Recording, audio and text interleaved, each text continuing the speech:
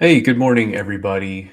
This might be one of the most important teachings that you get or hear regarding the psychology of awakening and what it means to become free from psychological suffering.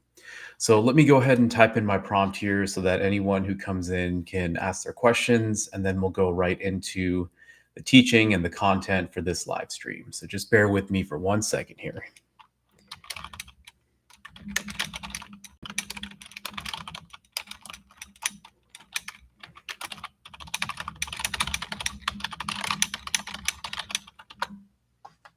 Okay, perfect. So I went ahead and put that up. Feel free to ask any questions at any time. Let me jump right into the content here, which is going to be a sutta, and I will explain what that is in just a second. Okay, go ahead and do that. Okay, looks like it's popped up there. I'll just go back and forth to scroll. That seems to be fine. Okay, so a sutta is in for my Buddhist audiences and those who follow teachings from Gautama Buddha or the Buddha, they will be very familiar with this content. But essentially, a sutta is a type of teaching that is from or relates to the Buddha. For Christian audiences or other audiences, you can think of them as kind of like not sermons necessarily, but teachings from prominent spiritual figures, things you might find in certain religious texts, things of that nature.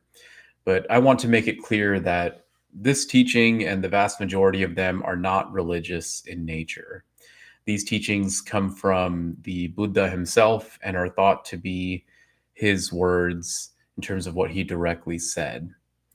Now, the caveat here is that suttas were passed down for centuries before they were written down. And on top of that, the teachings translated across different languages. Obviously, we're looking at one in English here, but aside from that, we were talking about Pali, Magadhi, lots of other different languages. So we need to take that into account as well. There's going to be translational issues, there's going to be nuances there. I don't want to get bogged down on those things. I want to get the main points across. That's what matters the most. Even with translational issues, if you get the heart of what is being said, then it's not really going to matter. If you're nitpicking words and you're maintaining views, which is going to be relevant to this sutta here, it's going to be a problem.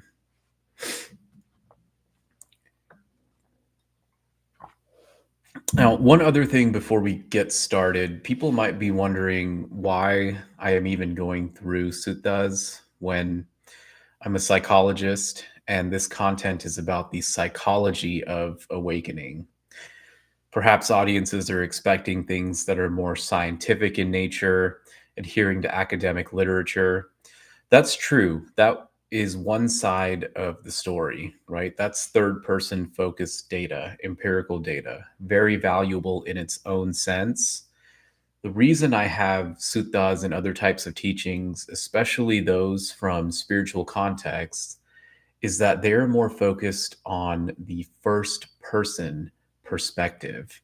When you have first person data, you're going to have data that is not reducible to the third person. So, what this means is that your own direct experience, you can't translate that in its entirety to scientific literatures. You can approximate it using words, using functions of your mind, using descriptions, but you are not going to see the exact same experience when you translate things in that way. That's the main reason why I'm covering these teachings as well, because the topics here are entirely focused, or at least majority in terms of the majority, they are focused on teaching you to validate and experientially realize these things for yourself. In terms of science, we validate something in a lab setting or whatever type of setting.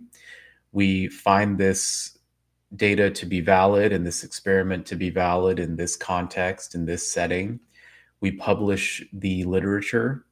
And because the scientific method was used, hopefully used, and adhered to properly, we know that within the context of what the paper or content is about, this is some way that reality operates.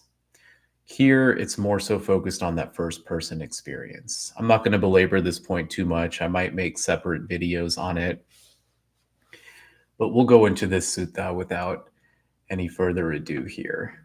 So, again, this is a teaching from the Buddha himself to an individual named Vacchagotta the Wanderer. I'm going to go ahead and read this in its entirety first, and then we'll spend the entire time analyzing the sutta here and going through the content in terms of what's relevant to the psychology of awakening and finding freedom for yourself from psychological suffering. This one is very relevant and very, very important. Okay, so let's go ahead and jump into it here. All right, to Vacchagotta on fire, and maybe there should be a comma there because it kind of sounded like, for me at first when I read this, hey, this guy's on fire or something, but it's to this individual, and then the topic relates to fire, as we'll see later on. Okay. I have heard that on one occasion, the Blessed One was staying near Savatthi in Jeddah's Grove, Anathapindika's monastery. And I won't put too much commentary as I'm reading this, but this is how pretty much all the suttas are talked about. Monks got together, and what they could recall from Buddha's teachings, they all grouped together and put those into memory. So that's what they mean by I have heard and so on. Okay, and the Blessed One refers to Buddha. That's just an honorary title that they gave to him. Okay, then Vacchagotta the Wanderer went to the Blessed One and on arrival exchanged courteous greetings with him. After an exchange of friendly greetings and courtesies, he sat to one side. As he was sitting there, he asked the Blessed One, "How is it, Master Gautama? Does Master Gautama hold the view the cosmos is eternal, only this is true, anything otherwise is worthless?" You'll see dots here before and after. This is because the suttas and the Buddha, it's very repetitive because things were committed to memory, so it's easier to memorize in that sense. Within these periods, you will see the exact same question rephrased and then the answer rephrased. So instead of going through the redundancies there, they just shortened it to no. So the cosmos is eternal, only this is true, anything otherwise is worthless. No. Then does Master Gautama hold the view the cosmos is not eternal, only this is true, anything otherwise is worthless? No.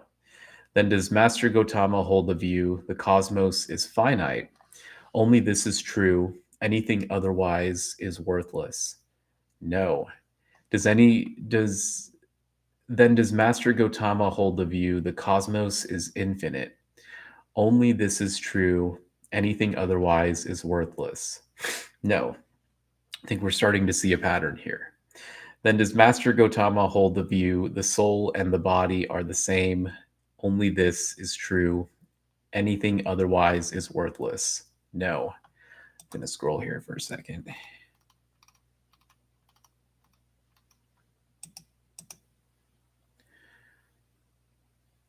Then does Master Gautama hold the view after death, a Tathagata, that's another title there, exists, only this is true, and anything otherwise is worthless? No. Then does Master Gautama hold the view after death, a Tathagata does not exist, only this is true, anything otherwise is worthless?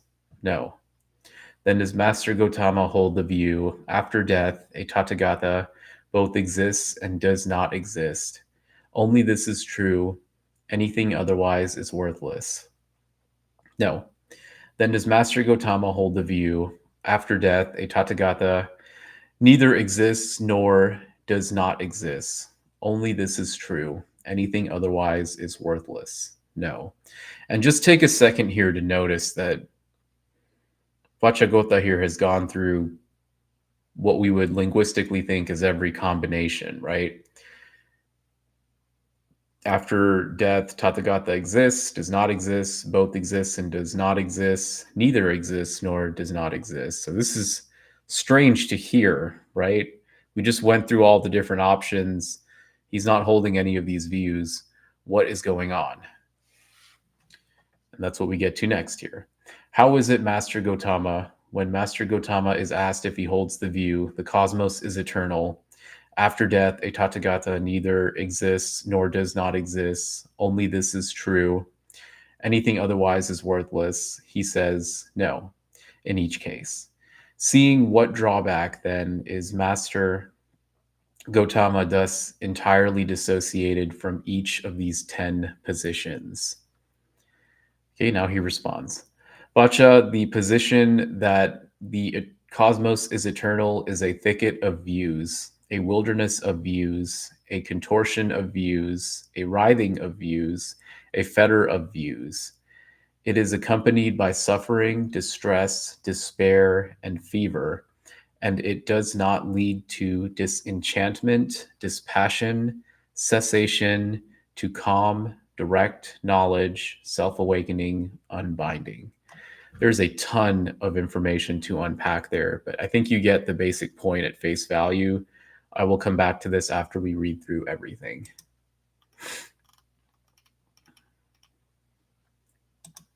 Okay, so now he's repeating certain things here, right? The position that the cosmos is not eternal, ... Cosmos is finite, cosmos is infinite, the soul and the body are the same, the soul is one thing, and then the body is another. After death, a Tathagata exists, does not exist, both exist and does not exist, neither exists nor does not exist, ...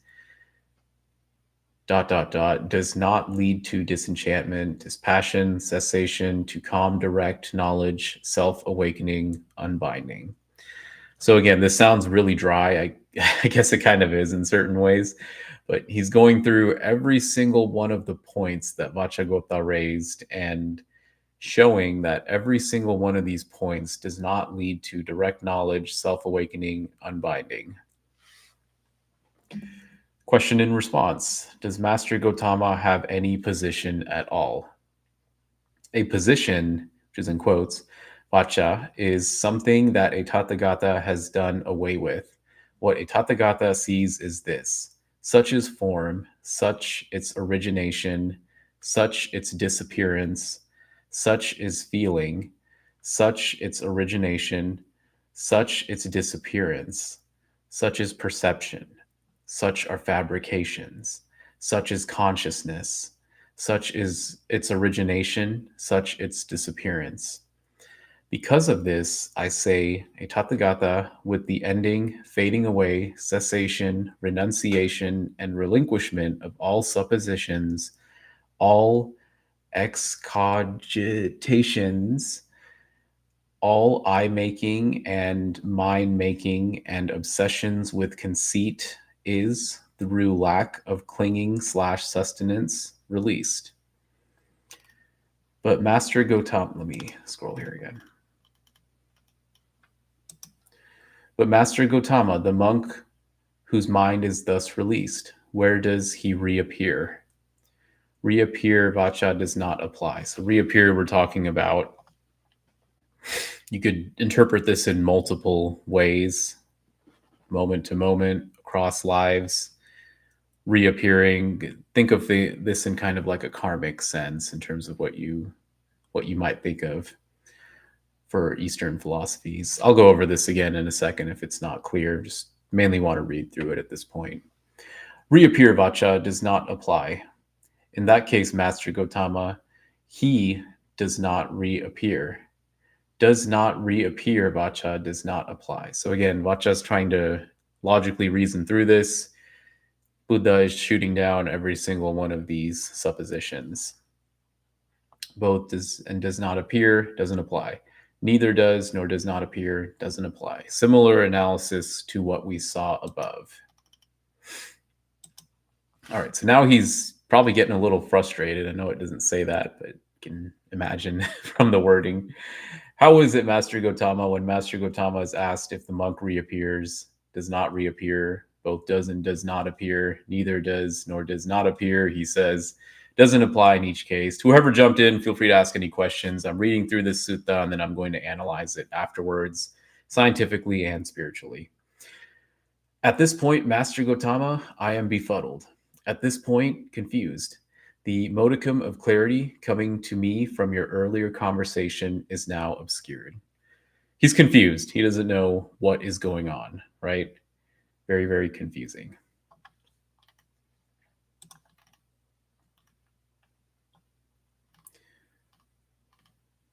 Okay, let me find where we were again. Okay, there we are.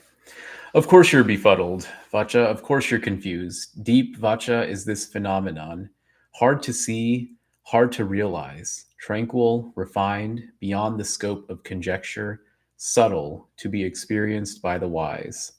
For those with other views, other practices, other satisfactions, other aims, other teachers, it is difficult to know. That being the case, I will counter question you on this matter. Answer as you see fit. What do you think, Vacha? If a fire were burning in front of you, would you know that this fire is burning in front of me? Okay, so now he is counter questioning. He's bringing up a scenario. He's trying to walk Vacha through this instead of just explaining everything. Yes. If someone were to ask you, Vacha, this fire burning in front of you, dependent on what is it burning, thus asked, how would you reply? I would reply, this fire burning in front of me is burning dependent on grass and timber as its sustenance. Okay, what we would expect, right? Fire is burning because of fuel and the components that are being burned. If the fire burning in front of you were to go out, would you know that this fire burning in front of me has gone out? Yes. Again, basic question, right? If the fire goes out, do you know that? Yes. And if someone were to ask you, this fire that has gone out in front of you, in which direction from here has it gone? East, west, north, or south? Thus asked, how would you reply? That doesn't apply, Master Gotama. Any fire burning dependent on a sustenance of grass and timber being unnourished from having consumed that sustenance and not being offered any other is classified simply as out or unbound. This is a really, really interesting point. I will return to it later, but this is the heart of what the entire sutta is about. In the same way, Vacha, any form by which one describing the Tathagata would describe him, that the Tathagata has abandoned, its root destroyed, made like a palmyra stump, deprived of the conditions of development, not destined for future arising. Palmyra stump, just imagine a stump that has no roots, just kind of looks like a small tree log cross section. Freed from the classification of form, Vacha, the Tathagata is deep, boundless, hard to fathom, like the sea. Reappears does not apply. Does not reappear doesn't apply. Both does and does not reappear doesn't apply. Neither reappears nor does not reappear doesn't apply. Any feeling, perception, fabrication, this is getting into the 12 links, dependent origination. We'll skip over that for now. Any consciousness by which one describing the Tathagata would describe him, that the Tathagata has abandoned, its root destroyed, made like a palmyra stump, deprived of the conditions of development, not destined for future arising. Freed from the classification of consciousness, Vacha, the Tathagata is deep, boundless, hard to fathom, like the sea. We've seen this said a few times now. Reappears does not apply, does not appear, does not reappear doesn't apply. Both does and does not reappear doesn't apply. Neither reappears nor does not reappear doesn't apply. When this was said, Vacchagotta the Wanderer said to the Blessed One, Master Gotama, it's as if there were a great sal tree not far from a village or town. From inconstancy, its branches and leaves would wear away, its bark would wear away, its sapwood would wear away, and so on a later occasion, divested of branches, leaves, bark, and sapwood, it would stand as pure heartwood. In the same way, Master Gotama words are divested of branches, leaves, bark, and sapwood, stand as pure heartwood. So he's kind of gets it now, right? He's giving an example, and he then says, Magnificent Master Gotama, magnificent, just as if he were to place upright what was overturned, to reveal what was hidden, to show the way to one who was lost, or to carry a lamp into the dark, so that those with eyes could see forms. In the same way has Master Gotama, through many lines of reasoning, made the Dhamma clear. I go to Master Gotama for refuge, to the Dhamma and to the Sangha of monks. May Master Gotama remember me as as a lay follower who has gone to him for refuge from this day forward for life. Basically, he sold him, right? He convinced Vacha what he was saying. Vacha was impressed. Vacha was committed and asked to be admitted and wanted to follow Buddha's teachings. Okay, so what was this all about, right? We just spent a long time reading through this. Now we can go through and analyze this. The entire reason why I'm covering this is not as a religious discourse or some kind of like Buddhist specific thing. This is another node in all the content I'm covering that helps point you in terms of correct knowledge to what you need to know and understand and realize to find ultimate reality and find freedom from psychological suffering. This sutta does a predominantly good job with covering certain key criteria, especially as they relate to views and the confusion of three different types of reality I have talked about before. I'll go over that here in just a second. So let's go through the sutta here. Excuse me. Okay, so basically, he's asking some deep existential questions and questions that everyone has, right? Cosmos is eternal, cosmos is not eternal. What's the nature of the universe, right? He's looking for a view.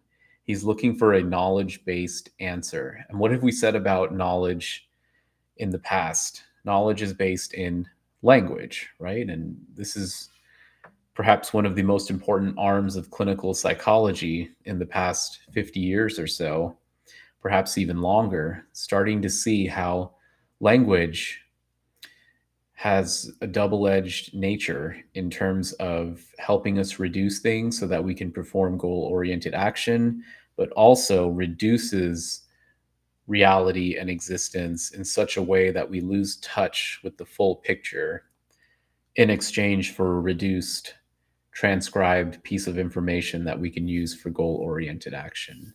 Hopefully that makes sense. If it doesn't, basically what I'm saying is that when you describe something in words, when you're using your language functions, it is not the same as direct experience.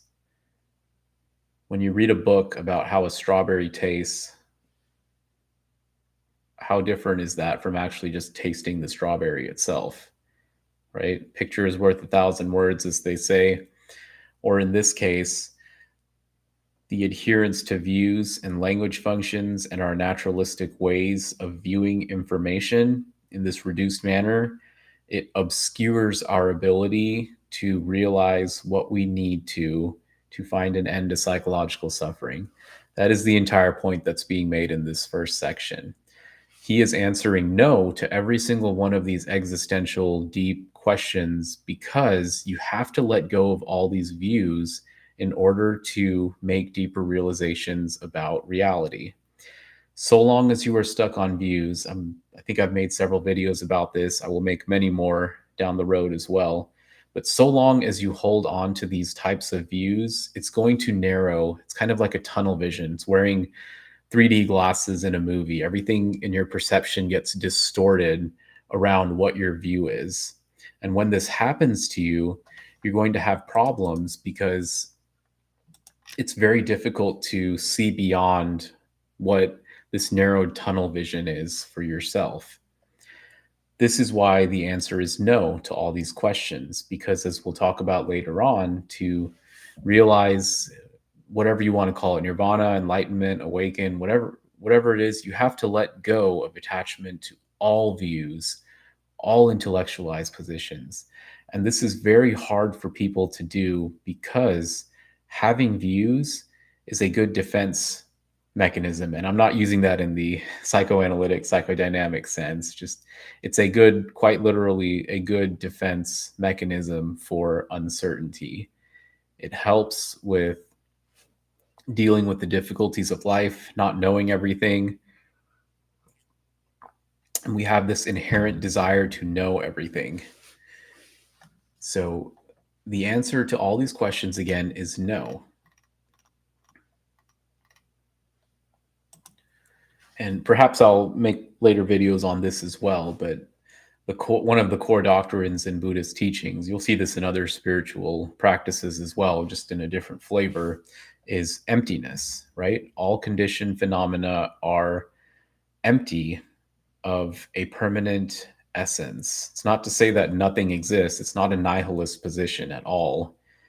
Commonly misconstrued in that sense.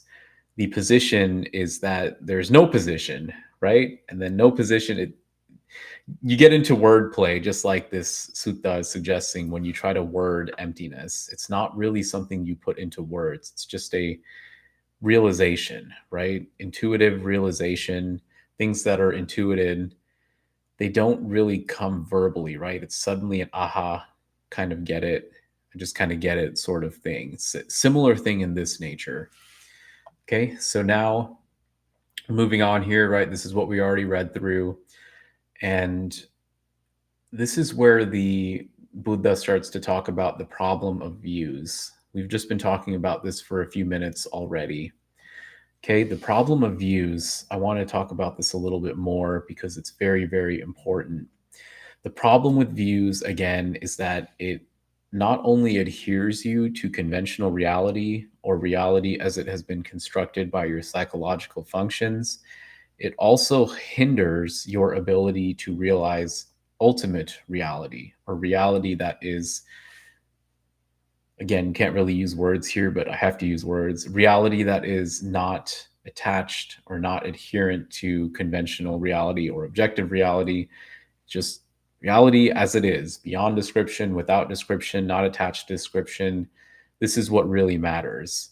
So until you realize that, you're going to hold certain views. How many people come up and say, I'm not enlightened, I need to be enlightened, or I'm not awakened, I need to be awakened?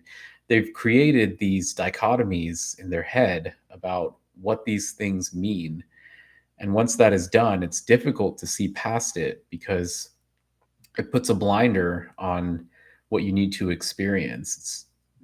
It's really hard to explain this. Everyone is, if you are pursuing enlightenment, you are stuck in a problem.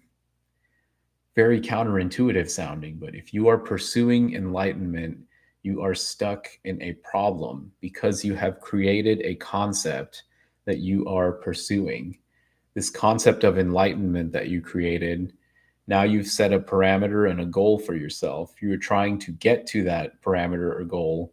You're going through all sorts of crazy obstacles to do this, torturing the body, ascetic practices, hardcore meditations.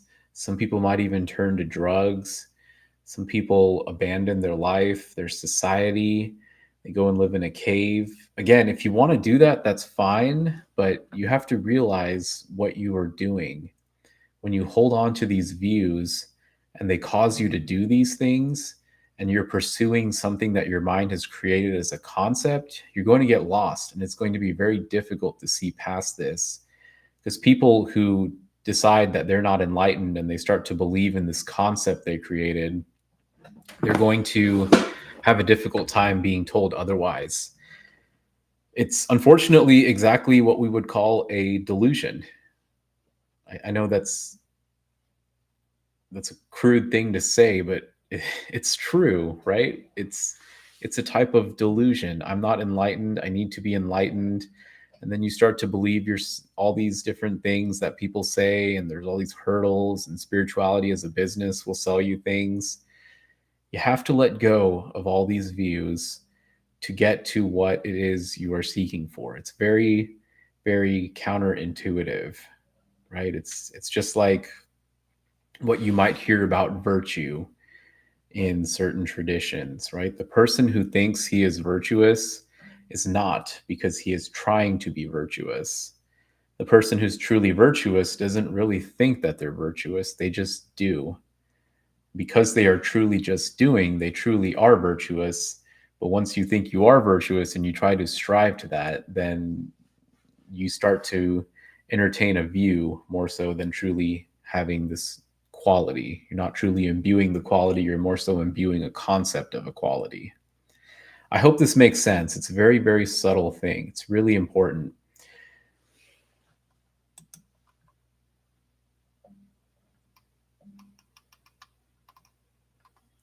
This is exactly what he's talking about in this paragraph. I mean, he says it word for word here, right?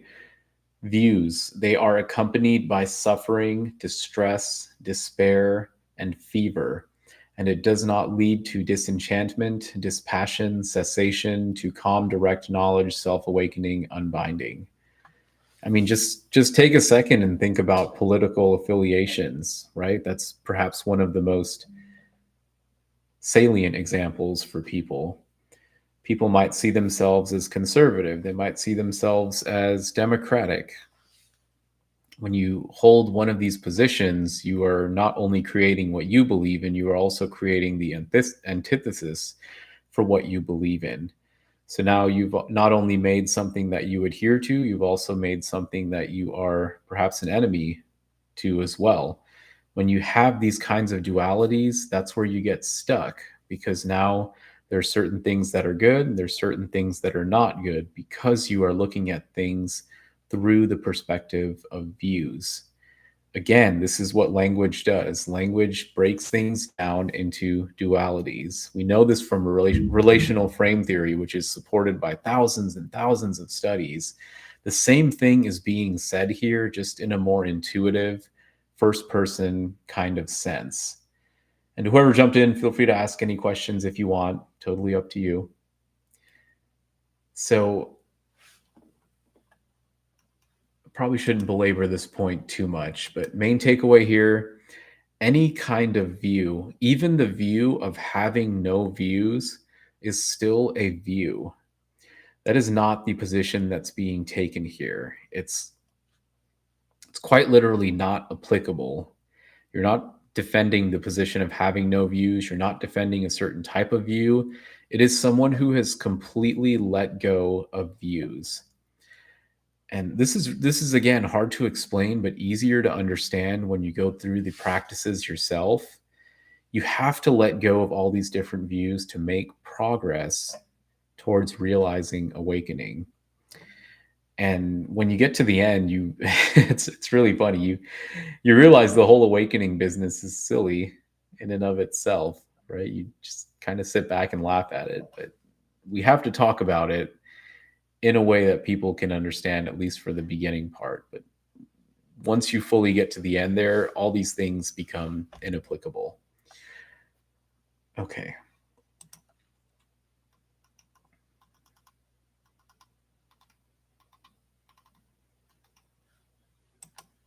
I just thought of this, another easier way to explain this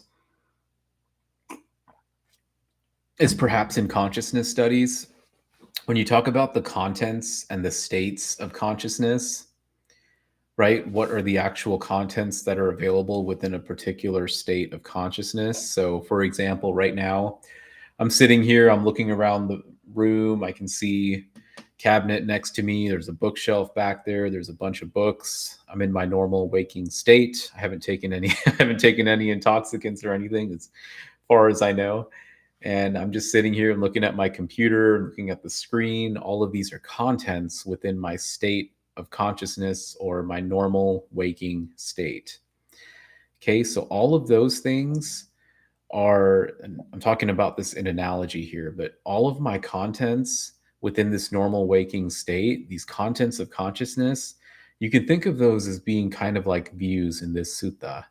Because if you want to talk about consciousness itself, You can't really do that because the moment you talk about consciousness itself, you are now talking about a content of consciousness. Does that make sense? You can be consciousness itself, right? If you're just sitting there, mind is totally blank.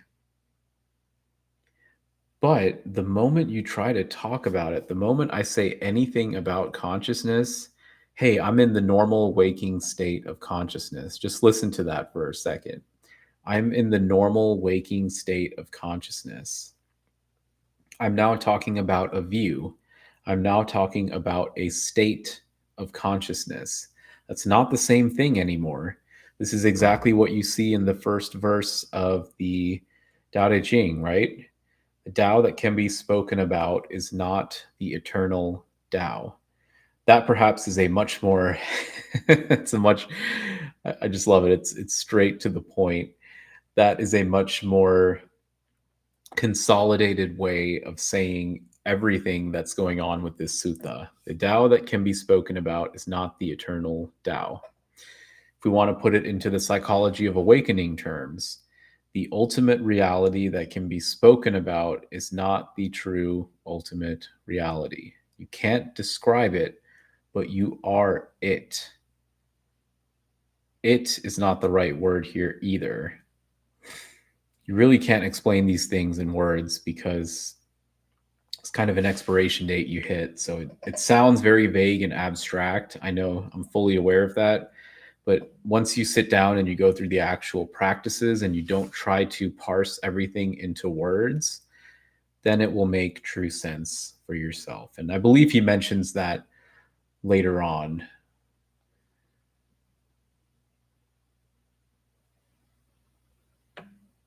Yes, right here. I don't think I can highlight from this screen, but deep vacha is this phenomenon, hard to see. And phenomenon's not the right word, but again, Buddha too has to use words. We all have to use words. Is this phenomenon hard to see, hard to realize, tranquil, refined, beyond the scope of conjecture, subtle, to be experienced by the wise?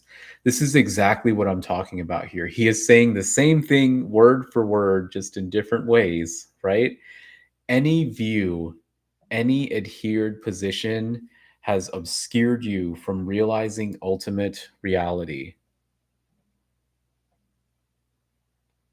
I might say that another 20 times in this video because if you get this, if you really, really get this, there's probably not much more you need to learn in terms of that correct knowledge piece because you realize the correct knowledge is essentially not adhering to any knowledge. Yeah, that's a strange thing to hear, right? The correct knowledge is not adhering to any knowledge. Okay. This is where direct experience comes in. Once we start talking about consciousness, this view, enlightenment, awakening, psychology, you're lost in the views already. But if you're using those as pointers towards how you want to directly practice, that's fine. That's completely fine. But once you adhere to those intellectualized positions, that's where you start to run into problems. So again, Buddha himself says it right here, right? Hard to see, hard to realize, tranquil, refined, beyond the scope of conjecture. Advaita Vedanta, or a lot of Vedantic teachings, you will see Sat, Chit, Ananda, existence, consciousness, bliss. That is a more refined way. Refined is not perhaps the right word to use there, but that is a more consolidated way of saying something similar here. Existence, consciousness, bliss, just existing, abiding as ultimate reality. They use the word consciousness. I wouldn't use that myself, but let's change the wording there, right? Existence as ultimate reality, bliss. Okay. The bliss is there because you've gotten rid of all these views, all these things that lead to psychological suffering. Why do they lead to psychological suffering? Primarily because they are functions of language. The moment you say, hey, the universe is this, the universe is matter, right? The moment you say the universe is matter, you have now reduced everything that you perceive into matter as being the primary substrate. What happens when you do that? Well, suddenly consciousness is the enemy, right? Now there's these wars between matter and consciousness and fundamental this, fundamental that. problems is what we see when we do this, right? Because now we're arguing intellectualized positions about what the fundamental nature of reality is, as opposed to just realizing that whatever the answer is, you are it right now. I am it right now. I'm not going to just sit here and say I'm matter and consciousness coming out of it, or I'm consciousness and matter coming out of it. I don't really care what the answer is in this sense, in terms of the psychology of awakening. It doesn't matter because I'm already it. The person or the thing or the function of your mind that is trying to know that, that is a root for psychological suffering. He says that later on as well in his own words, right? Palmyra stump, the roots. Once you take those roots away and you're just a regular old stump with no roots or anything, there's no roots to grow and manifest into something that can lead to psychological suffering. It's a type of freedom that you get because you have removed all the roots for psychological suffering. In this case, the primary root that's being discussed here are views. I would summarize it a little bit more and say it's the adherence to conventional reality, but really talking about the same thing in this sense. The adherence to views leads to psychological suffering. This is even the case for people who follow certain spiritual teachings. If you're strict on Buddhist teachings, if you're strict on Advaita Vedanta, if you're strict on Taoism or Christianity or Catholicism, whatever the view, even science, if you are stuck on these views, you are going to have problems. And on top of that, you are not going to realize what you need to find an end to psychological suffering.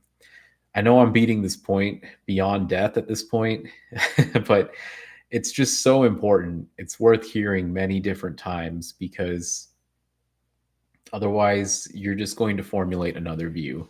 And your mind is so good at doing this. It is so good at forming views that you think you've forgotten about one view, but really you've just made another one that's even more subtle. To truly uproot and let go of all views and just sit there with a totally blank mind, even blank mind here, right? We're using words again. To truly be able to do that, that is the experience of what it is like to be free from psychological suffering. It's just a blissful kind of, yeah, again, I can't really use words for it, but it is something that anyone can experience so long as they properly understand things. Okay, I think I've talked about that enough. Let me scroll down here more.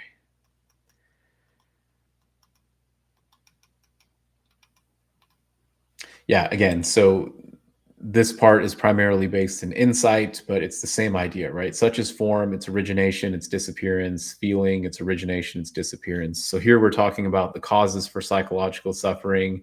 What are the originations? What are the things that cause psychological suffering? What are the things that make psychological suffering disappear? And then when you realize both of those things, how do you actually put it into practice? Same idea here, right? With the ending, fading away, cessation, renunciation, relinquishment of all suppositions. That's exactly what he's saying here. That's when you're released, when you get rid of all these roots. In this case, views especially. He's trying to teach Vacha that trying to have these views about the cosmos or intellectualized positions about what reality is, that's going to lead to problems because any intellectualized position is going to lead to problems. The ability to let go of attachment to all these things, all aspects of our psychological functioning, that is what's most important here. Don't forget that what Buddha is teaching here is the way to deal with dukkha, right? The problem of dukkha. That's what his Four Noble Truths are about. He's not talking about how to study the universe to find some scientific phenomenon. That's a different story, right? That's still relevant in its own sense. Here we are talking about dealing with the problem of psychological suffering. Okay, let me move on here. And unfortunately, I suspect that's going to be the case for this type of content as well. The moment somebody hears Sutta or Buddha or if I pulled something from Christianity or religion or whatever, they're going to have a face valid judgment because they have views about what is being talked about. Can you just look at this sutta as an intellectualized discussion? Can you just take something away from this like you would look at a scientific paper? That's what we're trying to do here. I'm not trying to promote Buddhism. I'm not trying to promote specific teachings. I'm trying to promote what works in terms of finding an end to psychological suffering. And in terms of what works, I can find things within Buddhist teachings, within Hindu teachings, Christian teachings, Catholic teachings, scientific teachings, meditative teachings, first person teachings. Just about anywhere you can find remnants of the truth. And the reason for this is because if something is true and it works, it will be true and it will work regardless of where you are and what perspective you are looking from.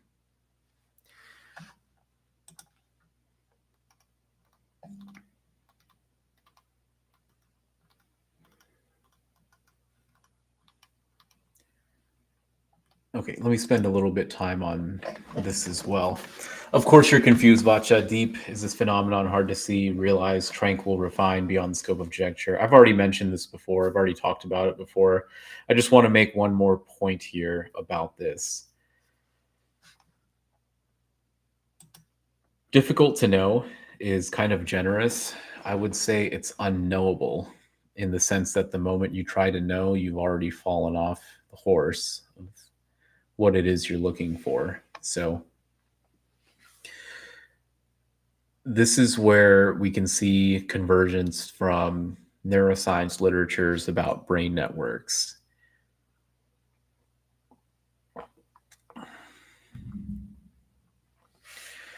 We know that different brain networks operate in different ways.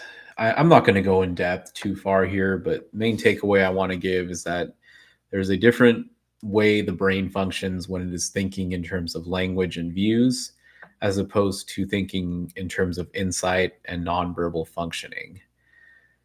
This sutta is pulling towards letting go of both of these sides, which sounds strange. You might think, hey, it's pulling more so towards the nonverbal side. No, it's pulling's not applicable here, right? It's the total letting go of all views, perspectives, truly letting go of those things. I can't emphasize how difficult that is at first for people to do. They think they might be letting go of something, but they really aren't. So I'll leave that as a takeaway. Okay. So now we get into this metaphor, this analogy of the fire. Okay. Lots of things to break down here about the fire. If a fire was burning in front of you, would you see it? Yes, exactly, right? Buddha is very focused on direct experiential knowledge. So the rest of this is pretty straightforward. This is the one that's the most important, right? If someone were to ask you this fire that has gone out in front of you, in which direction has it gone? East, west, north, or south? Thus asked, how would you reply? That does not apply, right? Once you take out the causes and conditions for something, then the phenomenon no longer applies, right? It's a very simple analysis, but it's a very deep analysis as well. Once you take out the roots, the phenomenon is no longer applicable, right? It's like trying to describe water in a cup that doesn't have any water in it because you took the water out, right? You just wouldn't describe it that way. Now it's just a cup. It's not a cup full of water. It's just a cup. Same kind of idea here, right? Once you've realized ultimate reality, descriptions from conventional and objective reality are no longer applicable. You can kind of see them as they are within ultimate reality, but you're no longer adherent to any of them, right? It's kind of like seeing that your sense of self has no permanent nature, seeing that any conception of a soul has no permanent nature. And even if it did in some strange kind of way, it's still within ultimate reality. All of these things are still within ultimate reality. So once you get to that point, all these descriptions and words, they become inapplicable. You're just content as you are. words are still used to communicate with people, and words are still used to give teachings because other people are not at that point yet. But really, the truest teaching you're going to get, it's going to come off as just a type of silence, but that's way too abstract for most people, even though it's truly the simplest way to teach these things. Just try and just be able to sit silent. No views, no thoughts. If they come, they go, whatever. It's kind of like a shikantaza type practice. The basis of that shikantaza practice, that's what I'm describing here. If you don't know what that is, it's a specific type of, kind of hard to describe, but you can look it up yourself. It's just a meditation, anti-meditation of sorts. Just sitting is perhaps a nice way to describe that. That's more zazen, but they're pretty closely related. Just sitting of sorts.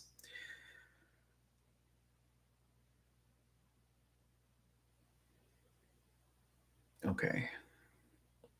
In the same way, any form by which one describing the Tathagata. So let's say that's, and this is where the nuance comes in for Tathagata versus Gautama Buddha or whatever.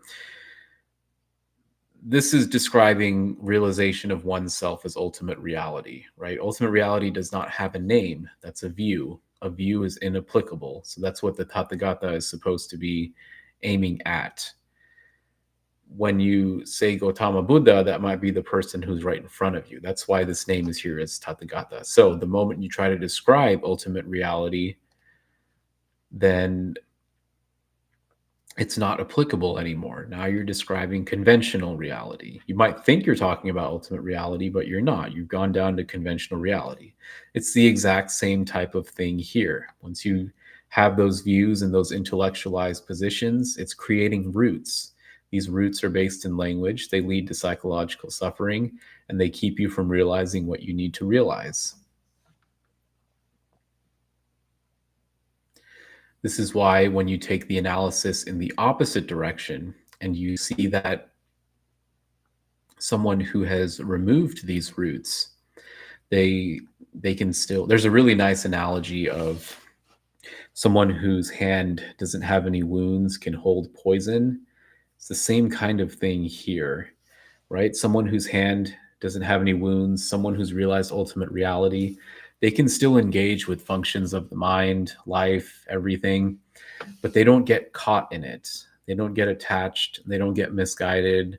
They don't get stuck in delusion because all those roots that lead to psychological suffering are gone.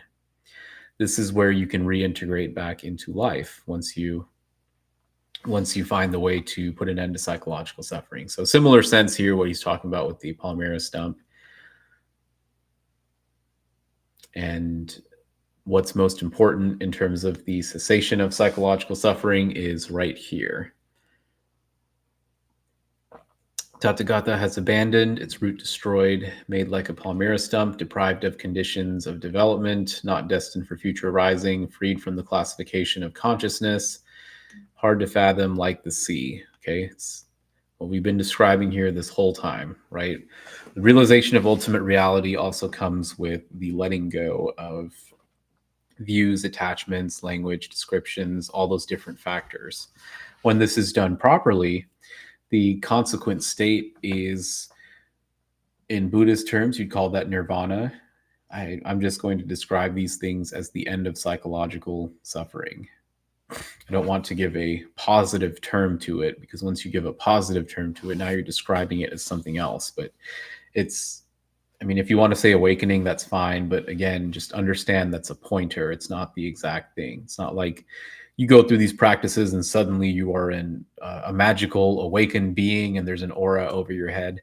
That is exactly not what happens, right? You even find that this whole awakening business is kind of silly in that sense, and that really what you're doing is releasing yourself from conditions and attachments that are consequent from psychological functioning. If you can understand and realize that, that's where you find the freedom. That's what he's talking about here. Until you can do that, though, you're going to be stuck with these views and these kinds of problems. So I'll start summarizing things here since we have just a few minutes left. I didn't see questions from anybody.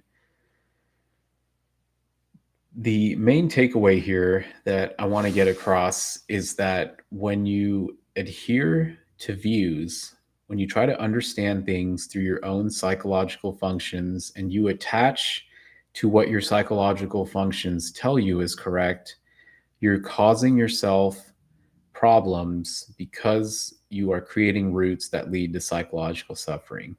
Why is that? Because your psychological functions are all narrow in terms of what they can perceive. Good example of that, when you look at what is known within the body of literature for physics, I believe it's about 5% or less of what we know to be the totality of the universe in terms of its content. And we can determine something's there, but we don't really know about it in terms of the actual like knowable universe. I believe it's 5% or less. I'll need to double check that.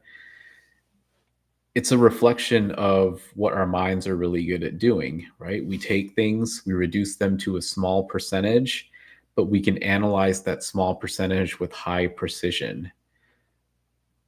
That analysis applies here as well regarding how we understand reality. When we rely on our psychological functions too heavily, we take a small percent of reality that we can perceive and understand, and then we adhere to that small percentage, but then we make a categorical error of taking that small percentage and assuming it to be the totality of the universe. That's where you run into problems. You're getting stuck with these views and then you are generalizing them too far, right? Think of how silly it sounds when you say the cosmos is eternal, right? You're taking something like the cosmos, which is well beyond what we could even fathom in terms of size or quantity or elements, and we're drawing a conclusion about everything. That's kind of ridiculous when you think about it. It's the same analysis here. Instead of adhering to psychological functions, letting go of them is more important because of not only that humility that's involved, but also because when you let go of those psychological functions, you're no longer attached to the constraints for what you can perceive and what you are. That is the most important takeaway here. I've tried to explain this from different angles. I hope it makes sense. I'll go ahead and wrap things up here shortly. But to whoever's here, if you have any questions, feel free to ask. Happy to answer anything, whether it's from the scientific side or the spiritual side. Any kinds of questions are fine.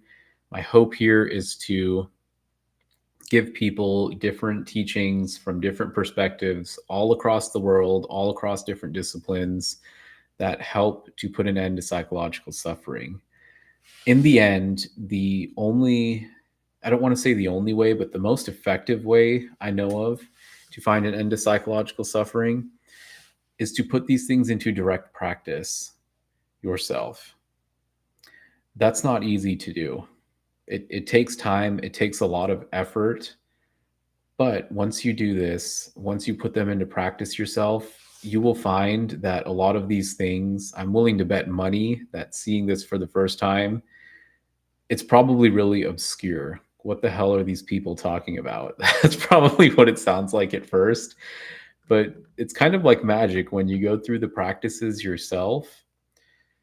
And again, practices here, it's not specific to Buddhist teachings. There's many different options that work. But when you make the insight-based realizations yourself, everything kind of clicks. You come back and then you read these things again. It's like, oh, that's exactly what he was talking about. That's exactly what she was getting at. When you realize that, that's when you have a true understanding.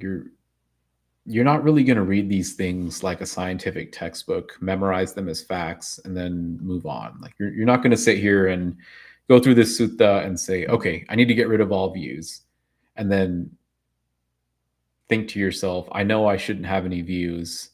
so I'm good now. That's still a view, right? The view of not having views, you're still stuck within that system. Just throw the entire system out the window instead of trying to configure it. I was going to end, but I don't want to end on a note like that. like that. So, if anything, a simple takeaway here is question all of your views. Try to trace them back to their roots. What caused them? Why do you adhere to them so much? And what problems do you notice because you adhere to these types of views? Similarly, if you let go of views, if you let go of attachment to these beliefs, what happens? That's a good place to start the analysis here for yourself. I don't see any participants or questions, so I'm just going to end things there. We'll see you next week.